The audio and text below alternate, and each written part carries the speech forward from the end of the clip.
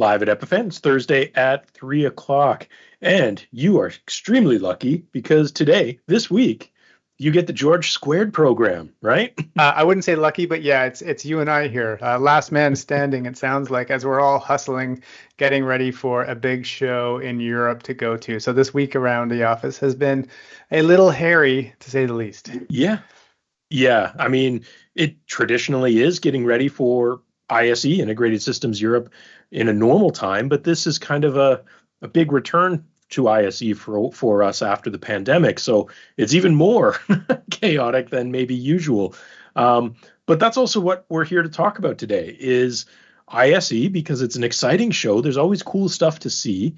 And we wanted to share some of the things that we are really looking forward to, or at least that I'm looking forward to, even though I personally am not attending, but you are, George. So we wanted to kind of look at what I might be excited for and go see if I were going. Listen, you're not going anywhere. You can be relaxed and be like, hey, have a great time. It sounds really fun. I'm here scrambling down to the last minute, up to my eyeballs with nervous energy. So yeah, we'll flip the table. Usually you're the curmudgeon on the show, but today I'm going to take up the mantle of Grumpy George. Exactly. The flip side, though, next week you'll be in Barcelona, Spain. That's true. And not in Canada with this mountain of snow we now have outside. So, there's wins all around. So let's dive into some things. And we did put out a blog on our website that has a list of some of the things I want to share, because these are things that really do excite me. I'm really curious to see what we learn that might be new next week at ISE. But check out the blog. We'll put the link into chat. But these are some of the just things I'm looking forward to. The first one being Microsoft Mesh. So Mesh, it's been around for a bit. It's been teased. It's expected they might talk a little bit more about it, because Microsoft's presence at these kind of shows is not usually huge, because this is really kind of an AV show. Mm-hmm. But Mesh is something that is quite exciting. I've been following Microsoft HoloLens development for years, and Mesh kind of is ingrained in that. And a lot of people thought that what they were trying to do with HoloLens was dropping off, but Mesh kind of revitalizes that. Are they creating a community here, or are they creating technology here, or is it both? It's both. And I think the main thing with Mesh is that they're taking it outside of just HoloLens, right? They're including things like HoloLens, but also VR headsets, just your computer, mobile devices, integrating it within Teams. So there's a little video here I'll kind of throw in the background. But it's really, HoloLens has always been about AR, not VR. So Mesh is really leveraging that, but also expanding it into other technologies. And now integrating it with things like Teams means we're looking at, augmented reality collaboration tech. And I think that to me is a big and powerful potential promise for a lot of things, especially as we look at remote and hybrid collaboration. I have been waiting for usefulness for augmented reality since how many trade shows in a year? Every year it's a theme at these shows where they talk about it, and I see it, and it is cool for like 5 seconds, and then you go, okay, like I still don't have an application for where it actually want it, as opposed to like a two-dimensional experience. Like the where was it? The World Cup. On my sports app, it was like, hey, watch it in AR, where you can put it on your table and watch it. And I was like, this is so far less enjoyable than me watching it on a TV. So I'd love for you to like tell me like how maybe make this like realistic for me. Where would this come into my life where I'd go, oh, that's better? Well, and I think the big difference is that you're right. That was the traditional view of AR, and that's even where the original Microsoft HoloLens lived, right? They demoed playing Minecraft on your coffee table. It's like, oh, that's cool, but I own Lego. And I own Minecraft. I think the difference here, what they're trying to promote, is that I think especially the collaboration element through things like Teams is probably the biggest piece, right? Like we've always seen in science fiction, let's pull up a 3D model and spin it around, right? And, Tony Stark spinning around this thing to invent time travel. That's what they're going for, right? That's what they're aiming for. To me, there's value in that. as a collaboration tool, a visualization tool, not watching soccer or playing games, but as a professional visualization tool. Like, can you imagine the meeting we were in the other day talking about the booth we're going to have at ISE? And instead of looking at these flat, boring drawings, being able to have that as a 3D model and let people spin it around like that, that's cool. Yeah, for very physical things, I see your point. Yeah. Yeah, so that's what I'm curious to see what their next phase, their next iteration is going to be. So we're going to keep an eye out on that. And like I said, Microsoft is going to have a booth there. So, a lot of it will probably be server stuff with Azure, but there'll be some other things. Cool. I'll be sure to check it out. What else gets your blood flowing about this show, George? Well, this is a pretty big one. And this hits nerds from multiple angles. Basically, there's going to be a keynote during ISE all about real-time visualization technology, the core of that being Unreal Engine. So on the surface, Unreal Engine is a game engine. It's the technology behind many popular games, but it's being used for so much more than that now. And it's getting really exciting with the quality of what can be done within Unreal Engine now. And so they're going to have a big part there. I did find someone's video comparing the most recent update of Unreal Engine 5 to 5.1, which was just released. Mm-hmm. So I'm sure this is going to be part of the keynote. And some of it is talking about how they've improved and updated the lighting and also the textures and just the general structure of things. A subcomponent they call nanite. There's lots of cool tech in Unreal Engine 5. And yes, it is still primarily a game engine, but the big difference here and where it applies to the AV world is that it's being used to power video production now on virtual sets. And it's going well beyond anything that we might have traditionally seen with just a boring, flat, green screen, fake background. Are you talking about the big white rooms, like the Mandalorian thing, where you're in this like white sphere and they projection? You could, yeah. I mean, those are physical displays, but what you display on those physical displays could be driven from Unreal Engine to make it more immersive, more real, less like, virtual cardboard in the background kind of thing, right? And it's really exciting, and seeing how people are leveraging it for video production, for television and movies and everything like that, and eventually how we can use this in our own regular production. So this is accessible. This is not a tool simply for Hollywood or game developers. Anyone can technically download Unreal Engine to play around with it. The toolkits exist. Now, obviously, there's a skill set involved, right? I mean, it's something that you have to understand a little bit of what you're doing, but you can learn it, absolutely. And they've tried to build the tools, as you can see here in this video, that, doesn't seem all that different from a Photoshop kind of thing in some elements, right? Beautiful. So it's something that can be incredibly powerful from an artistic standpoint. And I think, someday we might be seeing movies that, and we already see it in a large part, but even more content that is not using physical sets of any kind. That's all just being generated in technology like this, but indecipherable from real. That's right. Like now you can kind of tell CGI, right? Yeah. But we're getting to a point where I think that's changing, right? You look at some of the examples in this guy's video, it's pretty crazy. I can't wait to see what our colleagues get up to. Like the man behind the curtain here, Adam Palmer, is a 3D whiz in his spare time, and to give him a tool like this, the results will be pretty interesting. So I'm excited for that. Cool. What else? What else are you excited for? Well, the other thing is I was reading a little bit about QSYS, and they have this very in-depth, immersive experience planned for their booth. And that's always curious. Like, it's always great to see what people do with their booth. And some are just really boring, right? You just walk up and there's a desk and you say hi and you take your swag and you leave. I'm so curious where you're going. You just transitioned from the Unreal Engine to the QSYS collaboration systems. Both exciting in their own right. But I'm excited to hear your reveal here on this.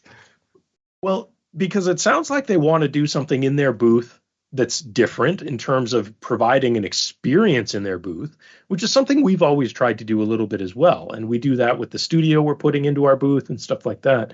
But most companies don't do that. Yes. So I'm interested to see, because QSYS has a huge range of things. And it sounds like they're going to be focusing around their collaboration solutions, which collaboration solutions are, really on some level boring, but how you can present them can be interesting. And one of the reasons I'm attracted to this from, what they're talking about in their collaboration solutions is, I don't want to give too much away, but we're working on an integration with QSYS for our Pearl products to be able to control them through things like this.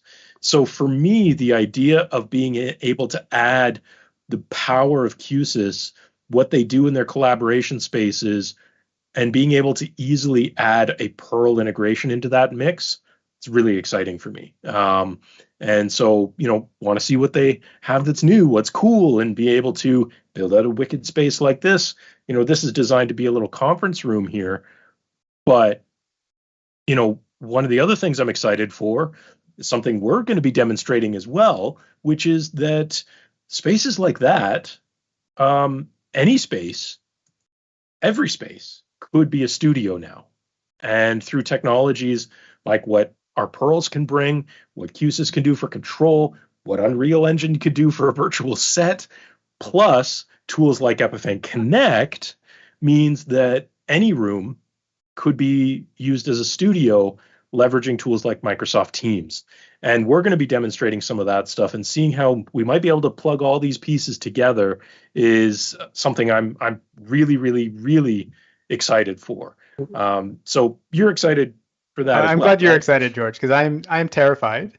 And this is that event you're talking about. And the reason I'm terrified, I got a lot of reasons to be terrified. I am very excited because I think our news that we're sharing at this event is very exciting. It's a lot about the future roadmap for our products, including Pearl and our Epiphan Media Engine, which is basically the operating system of our Pearl systems, and all the things we're doing in cloud. And so this stuff does get me excited, but I have some more specific reasons to be excited. Or to be worried. First off, I'm going to stop sharing here for a second, or Adam, if you could drop off the share. I'm for the first time trying a new rig at this trade show. And a lot of the times at these shows, we make a lot of video content. So we'll be running around, either we'll have a cinematographer on set shooting, and they've usually got a traditional cine cam set up with a gimbal and all the nice things. But I'm doing it this time. And I wanted to go as lightweight as possible, and I wanted to have a rig that I could pick up and start up with and use in, let's say, 15 to 30 seconds. And if I bring my traditional camera setup, there's a little bit of dialing in I got to do that. It takes a little bit longer than that. Yeah, you and I have traveled together before where you've brought a ridiculous amount of kit. Yeah. You didn't even have a bag for clothes, basically, because you just had a massive camera bag. No. I used the clothes to pad the equipment in the suitcase, George. It's a perfect system. And then this time, I'm using a mobile setup, which is based on a phone, because I thought, my phone, I got a new phone, and it has incredible optics. Like I'm convinced the camera quality I can get out of this. Phone. No, full stop. It has incredible optics. I can get better results out of this. If you give me 30 seconds to make a video, which is what I often have, this is what I want. Because if I have to take a normal camera and play with white balance and do all the manual operation of it, it's going to take me a little longer. So I was like, this is my experiment this year. I'm going to try doing everything we need to do from a mobile, streaming, actually, in some cases for this event I'll be streaming, but also just capturing VOD footage with a little rig like this. So I've got this, clever little selfie stick that's also a tripod here. And I have my iPhone 14, and then I have an external mic source on here. I also can bring a lav into this. So I have a separate audio preamp to bring that in that'll be clipped to my waist. And this excites me and terrifies me because I've never used it. But the results will be on display for everybody to see in videos just like this that we're doing today. So stay tuned for that. So that's the first thing that I'm terrified for the show. Well, I think, and I will never not knock phone cameras compared to bigger cameras. I agree that portability is unquestionable, but, Some drawbacks are you may not get the best audio, right? Because you have limited connectivity there. No, no, no, no, no, I no, guess no. I got the same audio I would get. I can bring in like XLR inputs into this guy. Same. the other, I guess, bonus though, because we've done this plenty of times ourselves, is running on a phone means you can load apps to do different things. So I assume you have something like the Lyrics app installed there to send SRT. That's right. I can go directly from this into SRT production. I can go directly from this into a Teams call. So it's a less equipment. I don't need something else to basically encode the video and bring it to somewhere else. So anyway, it's an experiment. We'll see. The next thing I'm really worried about is if you look at this picture here that I'm sharing in our screen share. This is what the show looks like from the outside. You can see it's this beautiful building. This is obviously from last year. And when you get inside the building on the day of, it's probably going to look something like this. And what you see here is like a million, mostly guys, because that's the plague of our industry. We don't have a lot of diversity here yet. But all these techie guys, they are consuming the bandwidth that I need. So I'm going to be trying to stream over your cellular bandwidth technology, and I have to share it with, the 50,000 people that are in the same space as I for the same day. So this is what really terrifies me, George. Mm-hmm. So we'll see how that goes. There's been times I've been at those shows and you can barely check your email because the networks are just so congested. So right. Yeah, that's definitely a risk. Yeah. And the other part of this scenario, which you'd be well familiar with, is in Canada, we have some of the most expensive data plans in the world. And so I'm trying to find a way to get around that. So I've been looking at eSIMs, like an electronic SIM card, so I can get temporarily local cellular bandwidth. But for whatever reason, they all seem to come in 4G and not 5G. So these are things that I will sort out between now and Monday when I have to actually go to work with this thing. So exactly. Yeah. And I have one last thing, and then I think we'll wrap it up here. I was trying to be helpful, and we said, we have all these like last minute stuff to bring to the show. Like there's a bunch of boxes of these magazines that we want to give away, and a bunch of shirts, and of course all this gear that I've got.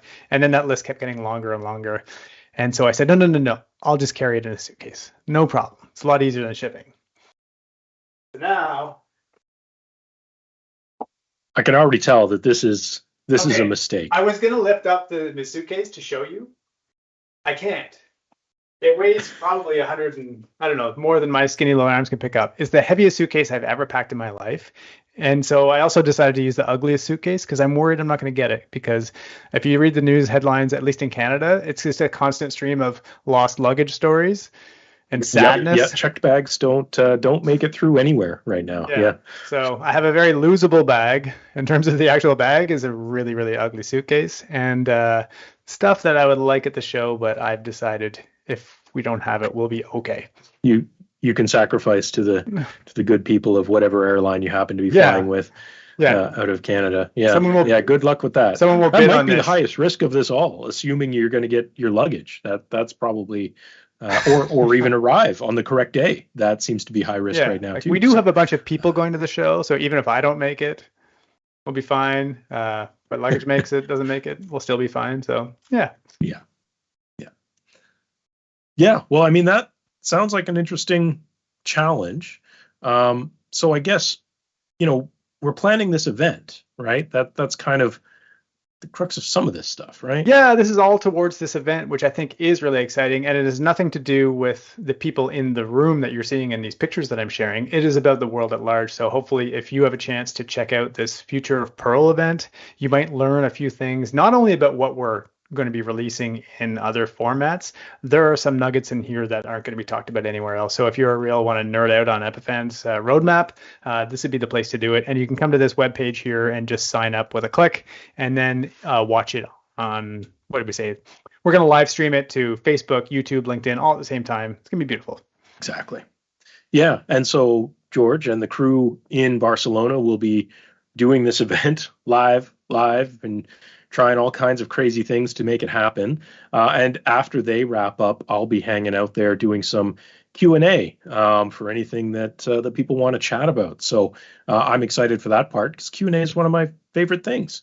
So it'll be interesting to see what people want to know after they see what you guys are up to. Yeah. And there's some cool stuff there too. I mean, I'm excited for what we're announcing and what we're going to be talking about. I think it's going to be really, really interesting. So yeah, it's going to be a fun week, I think. And like I said, I don't think anybody will complain about getting to spend a week in Barcelona either. I'll find a way to complain. Come on.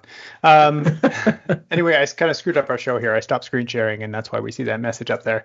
But thanks, George. That was fun hanging out. And thanks to everybody who was watching on the YouTube. So we'll see you in 2 weeks. Actually, hopefully we see you next week on the event too. Yeah. Yeah, this was a quick show today, but let us know in the comments, what are you excited for about ISE? If you're watching this after the show, tell us what you saw that you thought was super cool in the comments. And as always, be sure to like, follow, and subscribe. Keep up to date with us. Of course, we have that event next week that'll be on here on YouTube and on LinkedIn and all those places. And so be sure to share that with anyone you think might be interested. And we will see you then. Thanks so much, George. Guess it's back to snow shoveling for both of us, right? Yep. Take it easy, George. Perfect. Bye-bye.